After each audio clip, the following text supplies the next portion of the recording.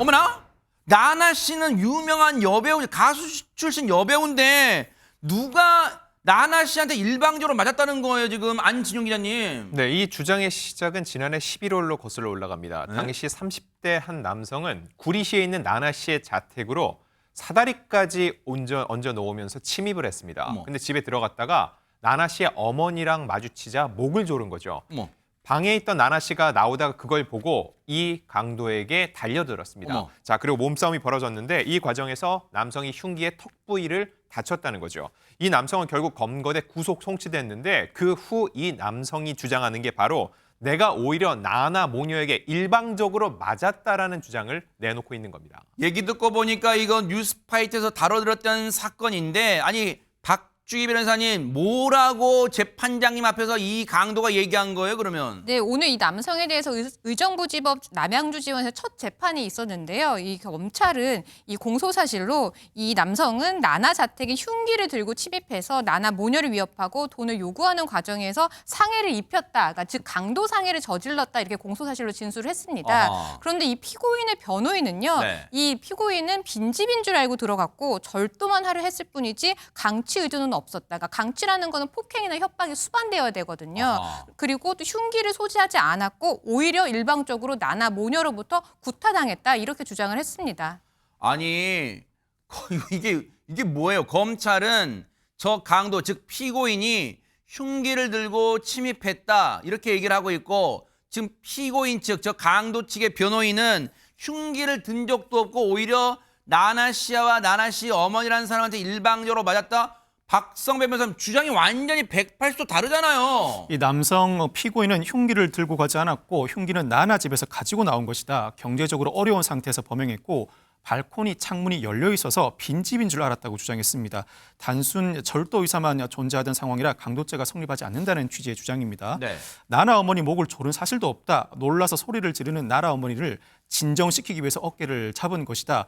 애초에 강도 성립을 위한 폭행 자체가 존재하지 않는다는 취지의 주장이고, 나나가 갑자기 뛰어나와 흉기를 휘둘렀고 내가 저항하는 모양새였다. 절도가 체포를 면탈하기 위해서 폭행한 준강도죄도 성립하지 않는다는 취지의 주장입니다. 아하. 나아가서 변호인이 나나가 입은 전치 33일의 상해는 피고인에 의해 입은 방어흔이 아니라 가해흔이다. 흉기에 있는 지문을 감정해달라고 주장했는데 강도 상해죄 성립을 위한 상해죄가 성립하지 않는다는 취지의 주장입니다. 아니 그러면 살다 강도 짓을 벌인 사람이 이렇게 법정에서 큰 소리 치는 경우는 좀 이례적인 것 같아요, 이담 아나운서. 그러니까 게다가 최근에도요, 이 30대 피고인이 구치소에 수감 중에서도 이제 나나 씨를 살인 미수 혐의로 역고소를 했었잖아요. 그랬었죠, 맞아요. 그리고 경찰이 정당방위에 해당한다라면서 불송치 결정했었잖아요. 네. 그런데도 법정에서 저렇게 일방적으로 맞았다라고 얘기를 하니까 이제 재판에서도 판사가 한마디를 했다고 합니다. 뭐래요? 누군가 집에 들어와서 그런 짓을 하는데 가만히 있을 수 있느냐, 입장 바꿔 생각해보라라고 했다라는 거예요. 집에 들어와서 갑자기 내 어머니를 위협하고 돈을 달라고 그러는데 그럼 가만히 있습니까? 아하. 굉장히 염치가 없다라고 얘기를 한 것 같은데요. 네. 재판부는 나나 씨와 어머니를 증인으로 부르기도 했다고 합니다. 다음 재판 3월 10일에 법정에서 열린다고 합니다. 혹시요, 박성배 변호사님, 혹시요, 뭐, 한 명, 뭐, 10명, 9명의 뭐 범인 놓쳐도 한 명의 뭐 억울한 사람 뭐 그런 말 있잖아요. 근데 어쨌든 혹시, 근데 오해는 마세요. 이 강도를 두둔하려는 게 아니라 혹시 이 사람의 소원 들어준 차원에서 그때 흉기의 지문 감정을 재판장님이 허락할 가능성이 있습니까, 혹시?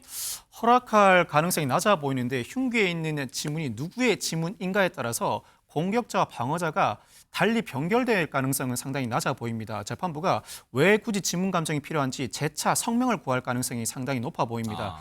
강도상해죄는 강도가 상해를 입힌 경우에 성립하게 되는데 무조건 강도 의사를 가지고 집에 침입해서 물건을 훔치다 공격해야 강도상해죄가 성립하는 것이 아닙니다. 단순 절도 의사로 침입했다고 하더라도 피해자로부터 당시 상황이 발각되고 피해자에게 체포를 면탈하거나 증거를 인멸할 목적으로 폭행한 경우에도 준강도죄와 그 과정에서 상해를 입히면 강도상해죄가 성립하기 때문입니다. 이 강도는 억울하다고 생각할 수 있지만 자꾸 이렇게 항변하다 보면 자기 꾀에 자기가 넘어갈 수 있어요. 반성하지 않는 걸로 재판장이 볼 수도 있어요. 어쨌든 이 재판 결과 함께 지켜보도록 하겠습니다.